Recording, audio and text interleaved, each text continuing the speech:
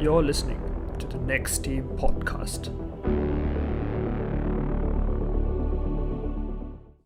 Hey everyone, and welcome back to another episode of the Next Team podcast. And this time, believe it or not, we are back with F1 after a very long hiatus that extends back several Grand Prix. But we're back now. It's a new season, new year, lots of new things coming up in the season, and we're here to go through all of them with you guys. So it's me, Tarun, and him, Yash, joining you for this pre-season review of this F1 season. And before we jump right into it, Yash has some messages for you. Yes, so thank you so much, guys, for all the support you have shown to us on our various social media platforms, and we really appreciate your support. So do be sure to check us out on our social media platforms. We are at the Insta and TikTok at the Next Team SG, and we're also on Spotify and YouTube at the Next Team Podcast. Over to you, Tarun. Yes, thank you, Yash. Please do listen to him. Check us out on all our pages. All our links will be in our descriptions as usual. So, getting right into it, new regulations, new technical regulations, new look cars. And Yash, why don't you start with one car that has caught your eye this season? Oh, for me, it's definitely the Aston Martin. I don't know if it's the livery or the car, but I feel the Aston Martin looks pretty sick to me on track. Like the reveal I watched is reveal live, and we had a very long, boring speech of Lawrence Stroll, who looked like he was just, I don't know, probably reading from some script he had in front of him. And, Most likely. But the reveal of the car really got me excited. Like I think that was the first proper car we managed to see in the whole like reveal kind of, because I think Red Bull revealed it before them, and they just revealed a fake car basically, you know, like they just used the model car and put the livery on it. Model car, exactly. And then which other team? I think there was one more team. I can't remember who was the first team. I remember Haas also did it before that, but I don't think it was the final car itself. Yeah, it wasn't the final car. So looking at the Aston Martin for the first time, just the actual spec car really got me excited about how the cars looked. So that was the car which initially caught my eye, but I think the car which caught everyone's eye after revealing is I think Ferrari. Because Ferrari's whole concept of the car was completely different from everyone. They have a very pointy nose in a way, and their whole bargeboard and side pod area is very different and like very different from the competitors basically. And of course, we saw Mercedes come up with their no side pods. Yes, we've got plenty of names for it. Zero pods, hide pods. Yeah, very creative F1 community has been taking over it recently. Yep. So I mean, it's been definitely interesting to see the different directions that teams have taken in terms of car looks. I think personally, one car that really caught my eye this season, livery wise, is the Alfa Romeo for me. I just feel like Alfa Romeo have always delivered solid liveries, and this season just took pretty solid livery, another notch up, and it looks sick, man. It looks sick. Yeah, I mean, they have this whole rim area as well, which they kind of designed it in a way, like for the new 18-inch tires. Because now the brake ducts are blocked, so we no longer see the brake ducts. And they actually went ahead to kind of create a design for that, which kind of really suits the overall outlook of the entire car. So that was really cool. I don't think many of the other teams actually put a lot of thought into that wheel cover, but Alfa Romeo did, and it looks really cool. For sure. So for you, the Alfa Romeo livery was your favorite? Yeah, I think livery-wise, that's my favorite. Okay. Car concept-wise, I mean, I do have to say Mercedes is the car that caught everyone's eye in testing, didn't it? Interesting, but what it means in terms of how do you say, like raceability, and is this what FIA meant for the car? In the new regulations, that remains to be seen, I think. I mean, to be honest, you could also say that they were really innovative in their design, you know, like they made use of whatever, like I'm certain they didn't break any rules, because if they broke any rules, the FIA would have notified them immediately. So, because if I'm not wrong, I was watching the preseason testing, and one of the commentators at that time, I believe it was Ted, he was talking about how there's always a FIA personnel whenever any teams is looking to develop something, and FIA personnel is always there to tell them whether it's whatever direction they're going through is legal or not. Yep. So I'm pretty sure in that perspective, I don't think the car is illegal. So it's a very innovative solution. And we saw that the very next day or next day, Red Bull revealed their sort of a new side pod concept, although not zero pod, but they changed their car completely as well. Yep. In the third day of testing. So just moving a little bit away from their design and a bit more towards a different style in that sense. Yeah. And I think, but Ross Brawn was talking it through on, I think, day one of Bahrain or something.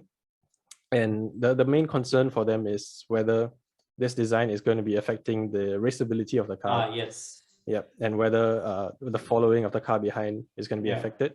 It's all about the airflow. I think that's what exactly. Ross Brawn's concern is. If it's going to be spitting up turbulent air, I don't think it's going to matter that it is technically a legal car, but it goes against the spirit of the rules, as they call it. Yep, for sure. Yep. But other than MERS, was there anything that particularly stood out to you in preseason over the two? There's this new word which stood out to me was porpoising. Yes. Which I've never heard before. So first time hearing it, and it was kind of interesting to see all the cars struggling with all this new phenomena, basically because of the whole new regulation change. Mm-hmm. I mean, I'm not too aware of its technical details too much, but it basically affects your downforce. So they try to increase the ride height to kind of reduce the porpoising, essentially. Yeah. But to me, I think the worst car which had the worst porpoising, in my opinion, was I think Mercedes. I don't know if you watched testing, but they were really struggling a lot. Like on the straight, you could see when the car was really bouncing out a lot. Yeah. And even the commentators were like saying that it was really unusual for Mercedes to propose so much. So I don't know if that's because of the new aero concept of this whole no barge port thing. Mm-hmm. Waits to be seen. We'll see it this weekend what Mercedes do about it and how their car is. But that was something which was really interesting for me in preseason, that all these cars had this issue and then a lot of teams worked differently through it. And the only team which I felt was very stable in that regards was, I think, McLaren. McLaren were pretty stable, like their car essentially wasn't proposing, but then of course in preseason they had different issues, which is their brake issues in this season test, and with Daniel getting COVID as well. That's not too ideal for him. But I guess we'll come back to all of the teams individually in a bit. Yep. And I think if I remember correctly, Aston also had a bit of a issue with porpoising. Yeah. Yep. So I mean, this is where you have to really look at the technical innovations that each team is going to come up with. This is the fun side of F1, isn't it? To see how teams work around it. For sure. Yep. And just after preseason, who would you say is looking good, or who would you say is looking like the favorites going into Bahrain? I would say going into Bahrain, I feel it's definitely number one is Red Bull, in my opinion, because they firstly didn't have any major issues. Their car looks pretty stable, not really big of a, like in proposing, so they didn't face much of a big deal. And the whole new aero package they bought on day 3, if you looked at it, they completely put the time charts off. I mean, obviously we do not know what fuel loads and everything they were running, or even if their engine was turned up. Yeah. But at least on paper, they looked the strongest to me. And in terms of reliability, they ran pretty deep as well. But I was most impressed with Ferrari, I think. And to me, I think Ferrari is the second closest.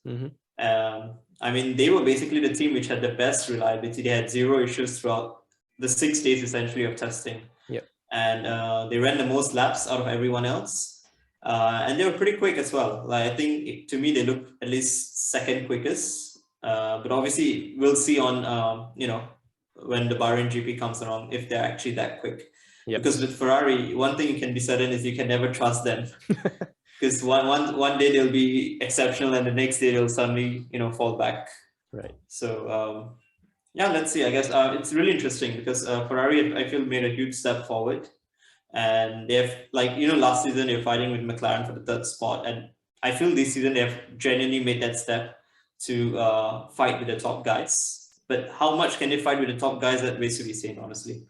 I do believe they will probably get wins this season, but I'm not sure if they'll be able to fight for the title, like how, Mercs and Red Bull are going to probably be fighting for the title. Yeah. What about you? What's your pick? I actually do feel like Ferrari had a very, very good preseason because it's exactly what you want from a preseason. You want to have, you want to be going through it with no reliability issues, and you want to have all this data that you can work through. Yeah. And ultimately, I think Ferrari did the best job at getting all that. What they make use of it to, convert into whether it's a new package or whether it's setup changes for the season itself, that remains to be seen.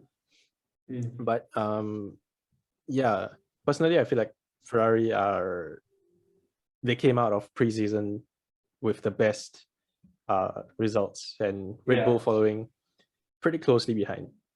Right. Okay. So you say probably Ferrari are the fastest, in your opinion, you feel at the moment?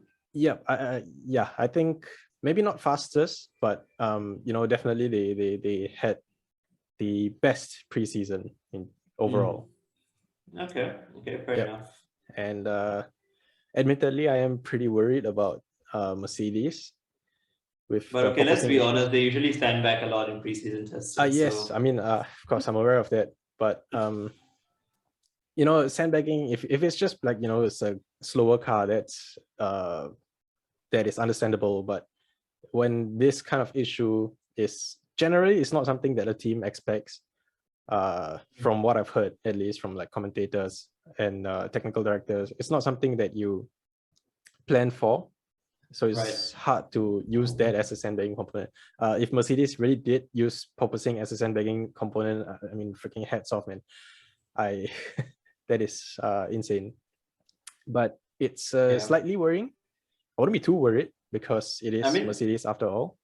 Yeah, I mean, that's one thing, but I do feel that why would Mercedes give a genuine phenomena, like let's say the porpoising, like we mentioned, to their car so that they can stand back? Because eventually that thing affects the way the driver drives, and as a preseason test, your main goal is to get your driver comfortable, especially with George coming in, who is probably not used to the, how the Mercedes drives that often. So for him especially, he needs more of the seat time. So I would say that's not really the case in my opinion. But I do feel that they probably were sandbagging in some certain areas. But I do feel that they do have a genuine issue with the porpoising thing, because I feel that's something which they wouldn't do it deliberately, at least. Yeah, like you said, a driver feeling comfortable in the car is extremely important. Yeah. Especially when the driver is just joining in a new team. And even Lewis looked very uncomfortable. He came out in the press afterwards talking about it. I mean, you rarely see Lewis do that kind of thing, come out in public. So it'll be interesting. But, Mercedes, they always are very quick to bring on upgrades or whatever development they have to do. So I wouldn't be surprised if they turn up with a different car in Bahrain again in just 3 days' time. They have a whole different car from the Spain shakedown that they can use. So exactly. So, and to be honest, also I don't see them as too far behind. I would say on a 1 lap pace they're probably behind, maybe even a long run average. But I don't think they're very, very far behind. Probably 3-4 tenths. That's what I feel. I mean, obviously 3-4 tenths across an entire race distance is probably about 20-30 seconds for sure. But to get those 3-4 tenths, I don't think it's a big issue for Mercedes, especially. Yeah, but I guess we'll see, because honestly, at the end of the day, I feel this porpoising will make the big difference. And if they can sort this issue out, then I guess we might see a faster car, like you said. Yep, for sure. And, we talked about drivers being comfortable in the cars. Of course, we have quite a few driver changes that we have to talk about. Plenty of new drivers. Well, not plenty. Quite a few new drivers, but there's one old driver that I want to go back to. And that is, of course, the man himself, Kevin Magnussen, back in the Haas. Back in the seat that he gave up 2 years ago. What do you think, Yash? What are your expectations for Magnussen? I feel I have pretty high expectations because high expectation in the sense that I feel Haas should be the team which should considerably be I wouldn't say the pick of the midfield, but at least battling somewhere in the midfield, because they essentially scrapped the entire 2021 season to focus on 2022. And they did a masterstroke. They took Mazepin in, scrapped 1 season off, took his daddy's money, and then kicked him out of the team essentially a year later after the car is developed. So it's a masterstroke by Haas. Sorry? things worked out pretty well for them in the end. Yeah, but of course, it waits to be seen how well they've actually developed the car. I feel they have improved. Like I feel in preseason testing, a lot of people are saying they're probably at least maybe the fifth, sixth fastest team at least. So it waits to be seen. But if indeed like Haas are actually that quick, I feel then it's a great opportunity for K-Mac to really grab some points, because I think with his experience, it's going to help Haas to really push the car towards a proper development of the car. Because over the season, all the teams are going to be developing their cars. So Haas need to develop the car as well, because if they don't develop, they're just going to fall back.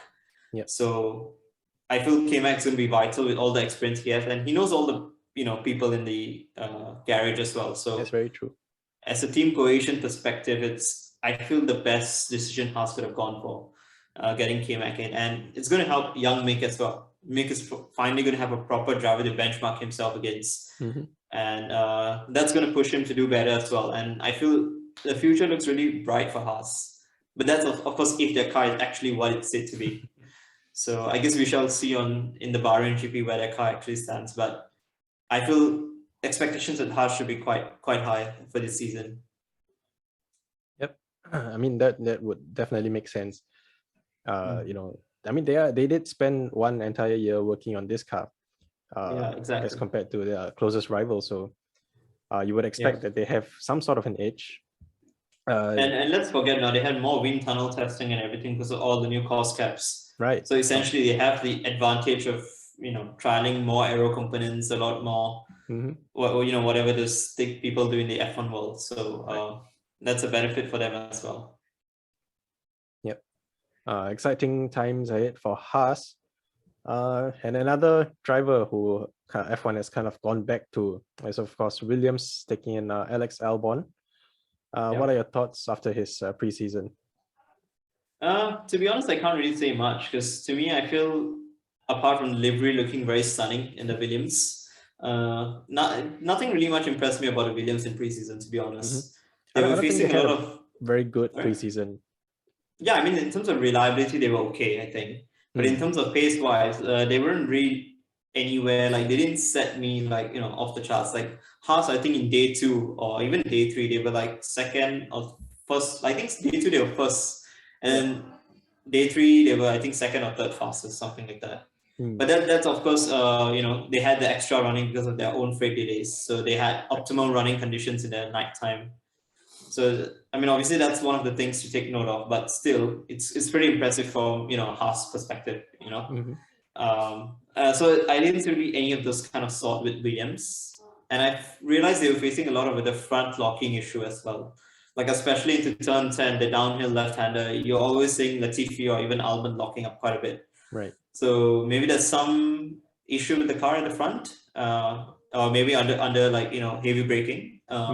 Just like, McLaren has some issues going into turn 1 with their brakes, apparently.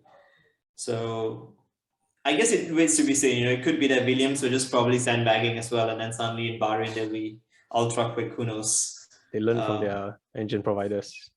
Exactly. Let's sandbag the hell out of this, man. Yeah, probably. But I feel in terms of appointment, Albon is a good appointment for them.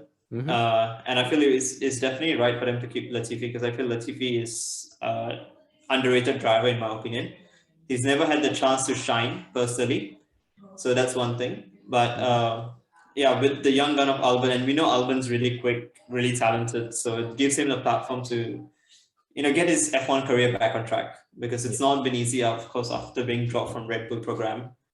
And personally, I feel that his situation is going to be a bit like Gasly as well, where he's going to have to drive for the mid teams for a long time until finally a vacancy that the top opens up. But I feel that's not going to be Red Bull for him.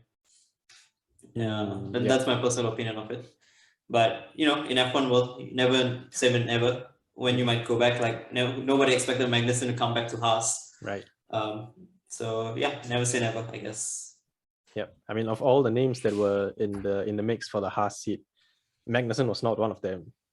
Yeah, and exactly. He just came in with it and then took it up. So I thought it was going to be Hulkenberg, or probably who was the other guy? I think Giovinazzi. Yes. And Piastri was also heavily linked, but it was pretty much confirmed that it was Fittipaldi before the testing. before the testing. Feels a bit bad for him, but he'll live. Yeah. Also on the topic of new drivers, of course, we have Zhou Guan Yu partnering Bottas. Both are technically they're new drivers to the team. One is a lot newer to the sport, of course. But what would you say of that Alfa Romeo this season? Like not looking at the drivers yet, just that Alfa Romeo from testing. What does that say to you? I think the Alpha looks very quick. I feel they definitely have more chance this season to fight for regular points, at least based on testing outlook, because they were pretty quick. And they said one of their quicker times on the C3 tires, which are pretty hard, like medium tires, I think. And they were like pretty up there at the top 5 or 7, I think, when they set the times. So I feel it's quite I think optimism is a good thing because they have this world-class driver with Valtteri Bottas. I mean, people criticize him, but I think we should all agree that Bottas is a world-class driver. Yeah. And he came to Mercedes, exactly did the job they wanted him to do, win the constructors for them. And that's what he did. I mean, people might argue that, he was not able to, challenge Lewis and stuff, but ultimately we have to look at it in this perspective that Lewis is just on a different planet and there's very few drivers could actually challenge him in the same sit. And on top of my mind, I only think it's Rosberg was really able to challenge him with maybe Jensen Button sometimes, but more often than not, Lewis was always a superior driver wherever he went. So I feel it's a good way for Alpha to get a stabilized, like a driver with Bottas experience. And of course, with him knowing all the technicalities of the Mercedes department and everything, he can certainly guide the Alfa Romeo crew for a better aero package or in terms of development of the car at least going forward, I feel. And with Joe, I'm honestly not too sure about him. I know he comes with a lot of money, which is why firstly I feel Alpha hired him as a driver. And he has won a few races in F2, I think, but he's not impressed me to the point that he deserves the seat, Like if you ask me today, I would say probably Piastri deserves the seat more, but obviously with Piastri linked to having, ties with Alpine, he wouldn't get the Alpha seat. Right. So that's what I genuinely felt like when Alpha hired. And I felt also Giovinazzi should probably have stayed, in my opinion.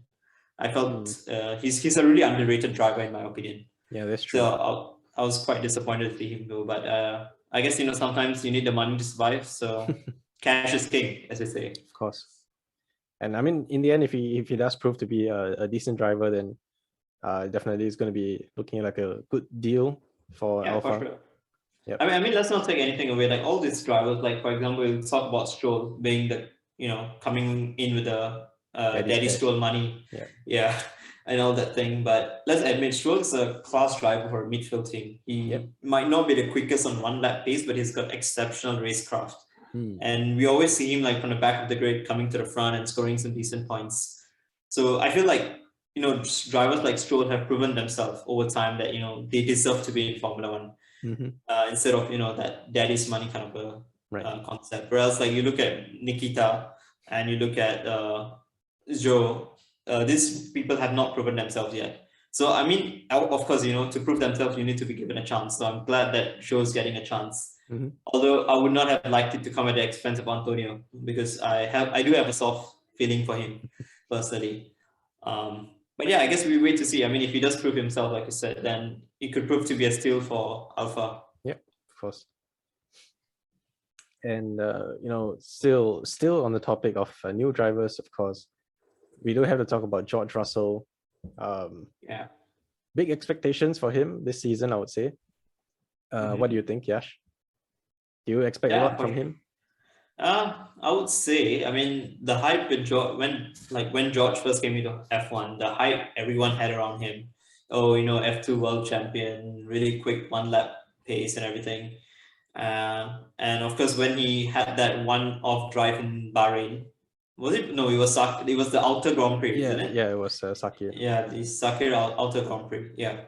So, and he impressed everyone with being just close to Bottas in quali, and in fact leading the race until the whole calamity pit stop thing happened to him. Unfortunately, Yeah. So I think expectations are pretty high, and as a Mercedes driver, expectations are always high. Like they have been World Constructors Champion for 8 years in a row, and I think they do not expect anything less. Mm-hmm. So obviously they will give him time to get into the team, feel the car, but I feel there's a lot of big expectations from him. Like whenever Gasly or Albon came into Red Bull, there's always that expectation he had to be at least like 3-4 tenths close to Verstappen in quali and all that kind of thing. And I feel that's going to be the same for him, or maybe in fact even more, because with the hype of his own stature George is coming to F1 with, there's going to be a lot more expectations on him, I feel. And he does have to start delivering. But of course, initially, I don't think anyone would put too much pressure on him. And it's of course not right for anyone to put too much pressure on the get-go, because it's a new car, new team. Yep. People, take time to gel with it. Like, I mean, you look at Ricciardo, he still hasn't gotten to grips with the McLaren after an entire season. So yeah, but of course, I would say that he would have to start performing really quickly if he's not turning up the results in the first few races. Yeah. What do you think? Yes, I mean, I do agree with everything you said. Obviously, I think we all know he's a very fast driver, Mr. Saturday. He has a lot of credentials in F1 so far, which is it's pretty great for someone who's always driven for the slowest car, basically. Sorry? The slowest car, basically. Yeah, pretty much. It's always driven for the slowest or the second slowest car on the grid. Yeah. And but at the same time, it's a pretty big jump as well, coming from a bottom two kind of team to one of the fastest two cars on the grid. So it will be interesting to see how he adapts to the new team and everything. I think the team-wise should be fine. It's a car that might be a bit of a slightly bigger struggle for him, but he's a great driver, so I'm sure he'll have it done. But do you feel there's a potential for a friction to eventually heat up? Because we all know George is quick, and he would want to be fighting for the world championship as well. If not McLaren, Mercedes do have the quickest car, or a very quick car to fight for the championship. So which they probably definitely do, I feel. So there's a potential for a bit of friction kind of to happen. Yes, I think there is a very, very good chance of that happening. And I just hope that it's handled properly, but if I had to guess, I would say George might start to be preferred now over Hamilton, because as much as Hamilton has delivered the success, George is the future now. He has so many years left. For sure. So I think but I do feel that Mercedes would want to kind of give Hamilton a priority until get his 8th championship at least. I mean, we do not know how long Hamilton wants to be in F1. That's really up to him.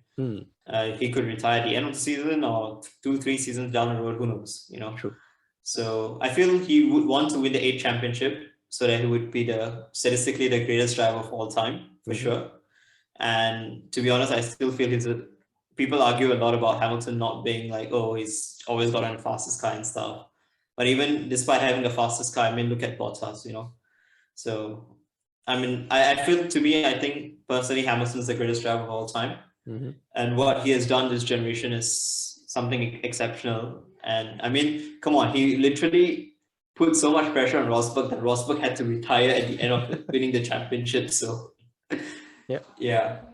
But coming back to the topic, I do feel that there is a potential for friction, but I do feel that Mercedes would manage it a lot better because they know some of the tips on how to manage things from the last time it happened, obviously. Yeah, of course, that's one thing, but I don't see it going anywhere that bad. I'll probably see it if let's say both of them are challenging for the championship. It would probably be something like how it was when Hamilton and Button were together as teammates, where it was a lot of friendly kind of a rivalry, where it's not that intense as how it was between Hamilton and Rosberg, So that's the way I see it more panning out as. Yeah. I mean, it surely also helps that George kind of idolized Hamilton growing up. So it's not really like, you're a rival. It's more like, oh, you're this guy I looked up to when I was a kid, and you're the reason I got into F1. That sort of relationship, a bit more like a mentor-mentee kind of thing. So, I mean, there's some pretty notable differences between this and Rosberg, Hamilton. So, yeah, for sure. it shouldn't be anything too bad, I think. I mean, let's just see, because at the moment we're just speculating all this on a perspective that George is probably going to match Lewis. Yes. When we do not know if he's actually going to match Lewis, so that's wait to be seen. Or But they might one be matching dynamic, each other in the mid-table for all we know. yeah, man, who knows? Yeah. Touch wood. Yeah. No, but the dynamic which I'm most excited about is the Ferrari dynamic. I mean, if Ferrari actually have a championship winning car, it's going to provide a lot of headache to Matteo Binotto to manage Charles and Carlos, because you look at last season, both of them are very even Stevens. Like, there's literally nothing separating them in quali, nothing separating them in race. Although, yeah, probably Charles had more bad luck last season, but still, like, in terms of outright pace, both of them are almost equal to each other. Yep. So if they actually do have a really great car to win a championship, it's going to be quite hard to manage both these drivers, I feel, because we both know Charles is the prodigy they are trying to mature the team around. But then we know Carlos is also a very underrated driver and a very quick driver. So it'll be very interesting to see how this whole thing pans out if Ferrari actually do manage to get their act together. Yep, that'll be interesting. Have you missed out any new drivers or any drivers who changed teams? No, not drivers. We haven't talked about, I think, McLaren and AlphaTauri and Aston Martin so far. Yep. Well, let's start with McLaren in that case. So, what are your thoughts on McLaren this season? To me, it's a little bit of bittersweet kind of feeling. Like, the car looks nice, looks all right, like on track. Interesting livery choice. Moving away from. I'm a little disappointed with the livery, to be honest. I felt they could have done better. That's one thing for sure. But I feel they had a 2 livery change. They revealed 1 livery in Barcelona, and when they brought to Bahrain, they made a few tweaks to the livery to kind of make it look a lot nicer, I feel, after hearing fan suggestions. Right. So, like, I think the top half of the engine cover is a bit of a black kind of design, which wasn't there before and stuff like that. So a little disappointed, to be honest, with the whole livery. But then at the same time, I do not really care about the livery. I care more about the performance. Yeah, exactly. Yeah. And at the moment, the performance is okay, I guess. But then we have a bit of reliability issues with the brakes. And I feel the major downside about this whole preseason for McLaren is that Danny Ric has not got any time in the car, basically, apart from the 3 days in Barcelona. And I'm pretty sure Ricciardo, will he be back for the race? He should be, I think. According to the Bahrain rules, they do say that he can probably be back for the race. Okay. But I mean, that's of course if he provides the negative test and stuff. Yep. Which is, let's see, it's a bit unlikely to me, because usually it stays with you for a while. Like once you get infected with COVID. Like when I got COVID personally, I only tested negative after 10 or 12 days. Right. So like even though you could go out after 7 days, but you test on 10 days. And I think F1's rules is that you need to test negative before you can enter the paddock. So I don't know, it will be interesting to see, because McLaren recently announced that they're having this partnership with Alpine to have Oscar Piastri as a reserve driver in case they ever need Piastri to come and drive for them. That's correct. So I mean, I'm not taking anything away. First race start. So he might get his first race start in Bahrain. Who knows, man? Who knows? Like, I would definitely want Danny Ric to be back in the car for Bahrain, but then touch wood, if he's not there, I would love to see Piastri in that car get a go, because we all know Piastri is a really exceptional talent. So it'll be great to just give him some experience in the car, you know. Yeah, but then that's the thing which worries me, because Ricciardo last season has not looked the best. You know, if you've watched Drive to Survive, he's been portrayed as the sort of the demon of the McLaren team, with not performing too well, if you look at it. Yeah. So, I mean, of course, we know that his results have not been the best, or at least not what we would expect from a person like Danny Ric. So I feel missing these 3 days is quite huge for him, because his own issue was with the handling of the car, you know. Exactly. And if he's not even driving the new car, this is a perfect time for you to get to terms with the car and exactly. And then unfortunately he got COVID. So I mean, I guess things are on a bit of a back foot for McLaren, but then I guess let's just wait and see what happens in Bahrain, because at the moment it's really a question mark over McLaren where they are, because they look good, but at the same time they have reliability issues. So it's, like I said, a little bit of a bittersweet feeling for me. Yep. And what about Aston Martin with Seb and Stroll? They've been It's been the two of them for quite a while now, I think. Are they Second one of season the together. Sorry? Second season together. Is it only a second? Yeah, because Oh, Steph right, only right. came to Aston Martin last season. Oh, I But don't know I mean, why. Stroll has been there for quite a long Yeah, long Stroll time. has been there for a basically. while, but I don't know why. It just feels like they've been together for like 5 or 6 years now. Yeah. But pre-season, not the best for Aston Martin. How do you think that reflects into the rest of the season going forward? It's tough for me to say because personally, I wasn't really following Aston Martin's progress. I was more obviously looking at the top field and my team McLaren. But then from what I've seen, I think the drivers look okay with the car. Like they say that they're satisfied with the handling of the car. So I guess it's for Aston is really about trying to extract more pace out of the car. And the only way to do that is probably with development of the car, or maybe who knows, they were probably sandbagging as well. We do not know. So I guess time will tell where Aston are really. But I feel like probably at this stage they should be looking to try and tackle it, like fight with at least McLaren for the fourth spot, because you look at Daddy Stroll's vision of 5 years to be the world champions. Last year they were fighting for probably, you could say, 6th, 7th position. So they should at least be making a step up, So I guess we shall see. Time will tell where they are exactly. Right. Yeah. I mean, I agree. It's they should be definitely fighting for top of the mid-table at the very least. They might not be there fighting for the top 3, the podium spots regularly, but regular top 10, top 6 even, that should be something they're aiming for. I mean, they still had 2 podiums last year, I mean, if you count Hungary as one podium. But still, I mean, I think the potential is there for Aston. It's just whether they can deliver on a consistent basis. That's yet to be seen from them. Yeah. And with this season, I feel like, as I mentioned before, I feel Haas are probably in the mix as well. The midfield battle is actually going to be really tight. That's right. Yeah, like one weekend you could probably be in Q3. The next weekend you can probably get out in Q1. So yeah, I guess time will tell where each team are and how close the pack is. Yep. I mean, there's unpredictability that we're looking forward to with the new regulations. Yeah. And sure. just wrapping it up with the last. We haven't talked about Alpine as well. Yeah, wrapping it up with the last team, Alpine now. Fernando Alonso and Ocon.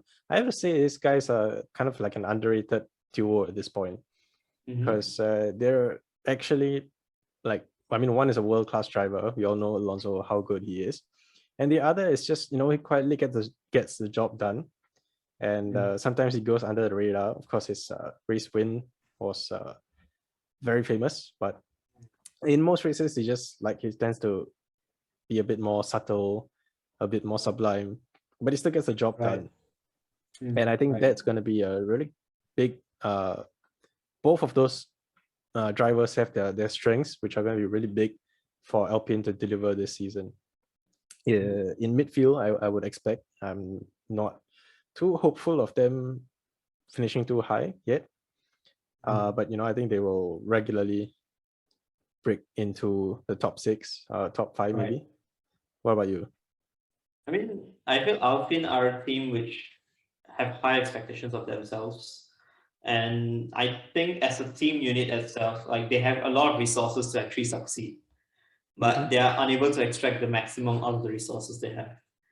So I feel like at the moment, from what I'm hearing, like if you follow this YouTube channel called The Race, like they were talking about they did all the analysis of all the teams, all their long runs, short runs, whatever they're doing, and taking times and everything into consideration. They say Alpine are probably the 8th fastest team. So I would say, as an Alpine fan, if you're an Alpine fan, it's a little worrying sign, because for a driver like Fernando, you want to be fighting at the top. That's true. But at the same time, I feel that Fernando should hang his boots as well, because I want to see Piastri in that seat. That's my own personal opinion.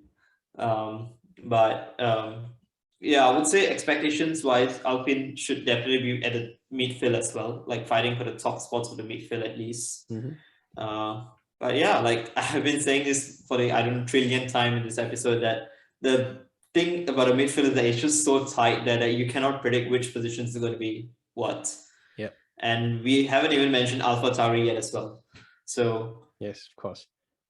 Yeah, I mean AlphaTauri, another solid partnership, I would say, with Yuki and Gasly.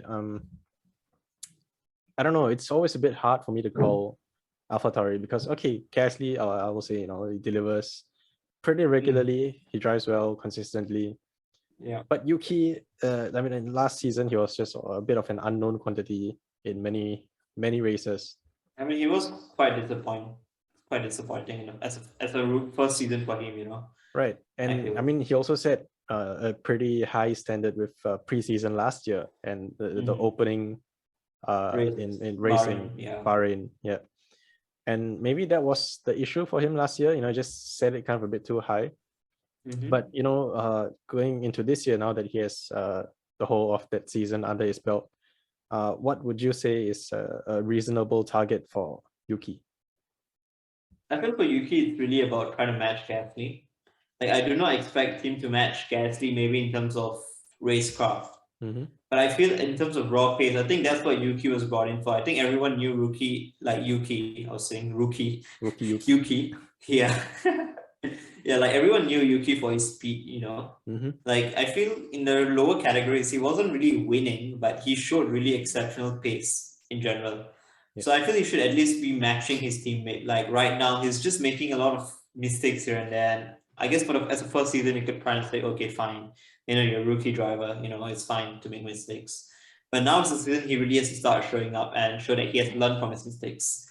Like a lot of times, I remember there's one, I think Imola qualifying or something, he just binned it in qualifying into the barriers when AlphaTauri were actually one of the quicker teams in Imola that weekend. But with that said, he has had pretty few strong weekends as well, where he has been finishing in the top, like getting quite a few points by AlphaTauri. Yeah. But it's all about delivering on a consistent basis. Like the Yuki of last season was very inconsistent, making quite a few mistakes. And I feel this season, if he's able to cut those mistakes off, he will definitely be able to match Pierre, because we all know he has the talent. Yep. And the determination with all his anger, we can always see on the team radio.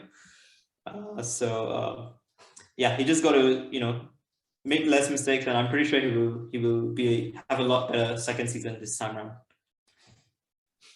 Yep, for sure. Does that sum up all the teams? Yeah, I think that's the preseason team. So yes. All right. So with all that out of the way, I think let's wrap up with our season predictions. Obviously the main ones, driver champion and constructors champion. Why don't you start off?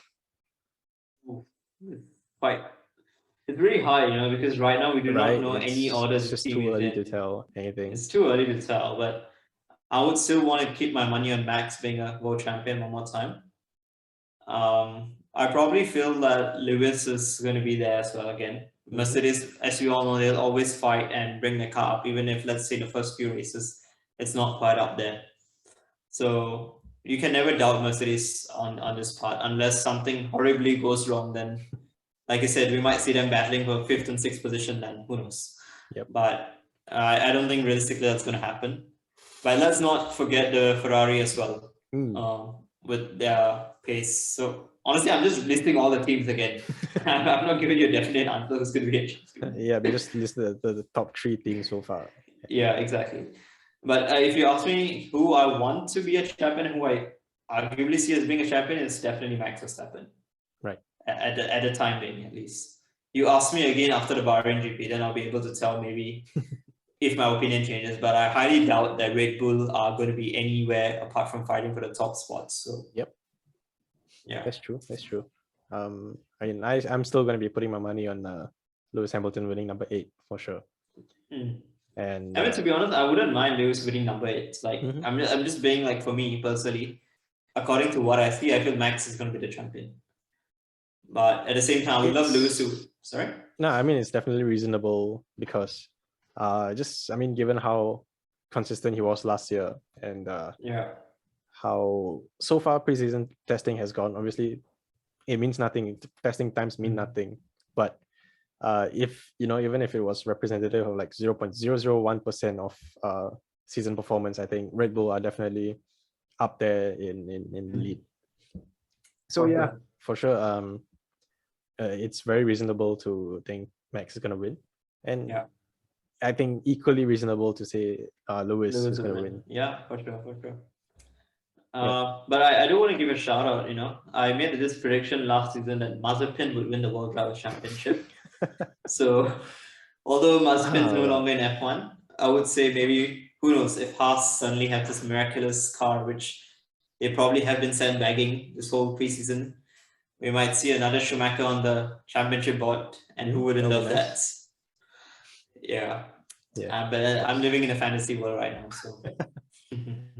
Yeah, I mean, you never know. It's already shaping up to be the most unpredictable season. It's too early to tell, and exactly. And even after the first race, you cannot really say that the pecking order is the same, because it's too small of a sample.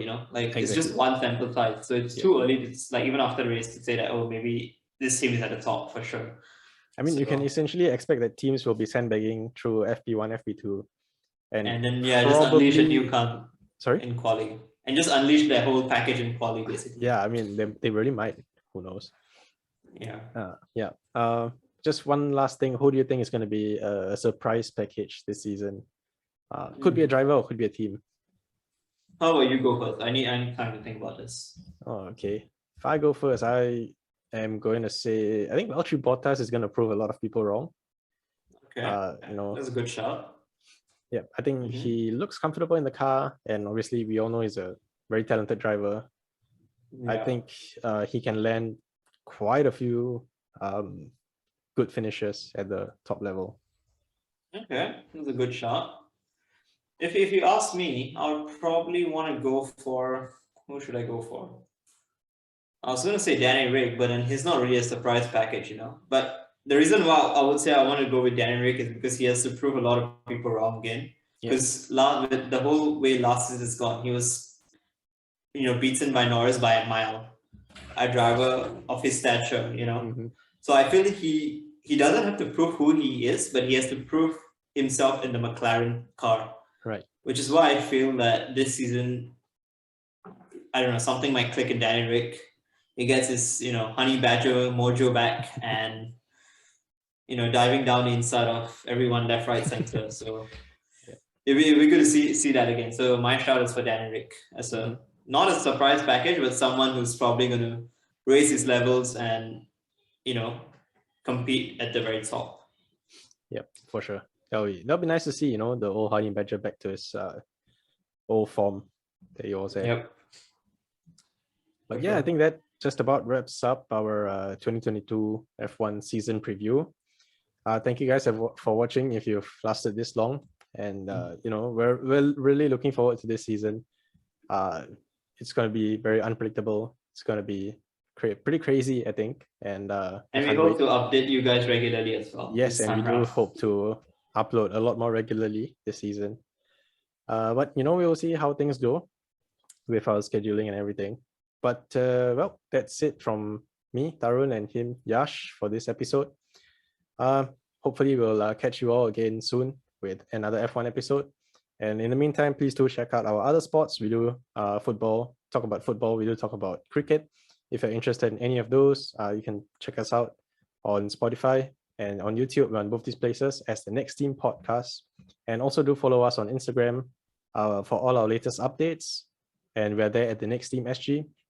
And also on TikTok, we'll be posting highlights and snippets of all our videos, our best moments. We're on there as the Next Team SG as well. So please do check us out. All our links will be in our descriptions below. And until next episode, that's it from us. Ciao, guys. Bye.